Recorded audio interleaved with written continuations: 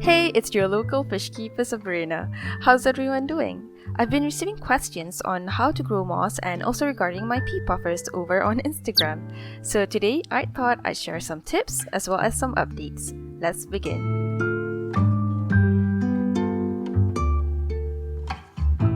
Firstly, temperature. Cooler temperatures are good for growing moss. I find that anything over 27 degrees Celsius or 80 degrees Fahrenheit will really affect the growth and color of moss. Second, lights. You can definitely grow moss in low light conditions. However, the color will not be as vibrant. Thirdly, carbon dioxide or CO2. I know a lot of you are thinking, I don't have CO2 but my moss grows just as fine, and you are absolutely correct. However, CO2 helps tremendously in the rate of moss growth. I find them to be much healthier as well. Next, algae eaters. I do dose my tanks with fertilizers, but sometimes I accidentally overdose them and algae takes place. That's when algae eaters come in handy. Algae eaters such as shrimps, Odocinclus, and young Siamese algae eaters help by eating algae in between the small phyllates, or leaves.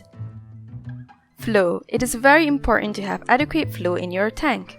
You can observe here that the left side of the moss is much thinner compared to the lush right side. The right side is placed in front of the filter. Flow helps in removing trapped debris in between the leaves.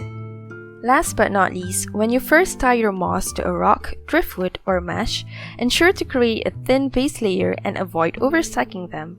When you overstack your moss, the bottom part of the moss won't be able to receive lights, and this will turn them brown and they will rot. Now let's move on to the pea puffers. First off, I would like to thank you very much for showing so much love and support on our pea puffer care guide video. So thank you very much. However, there are a few things I'd like to address that I have not yet explained in that particular video. Firstly, pea puffers thrive in shoals or schools. I do not advise on only getting one for your tank. In the wild, these little puffs shoal in big numbers to stay and feel safe, which makes complete sense as they are really tiny. In the home aquarium, getting a school of them will help them feel much more comfortable, and you'll be able to enjoy and observe much more brilliant interactions. Secondly is regarding the tank mates portion of the video. In the video, I had a few tetras or some sort of schooling fish together with my pea puffers, and I absolutely should not have done that. At the time, I placed these fishes in the same tank as I was rescaping the tank and had nowhere else to place them. I am very sorry if I had given anyone the wrong idea.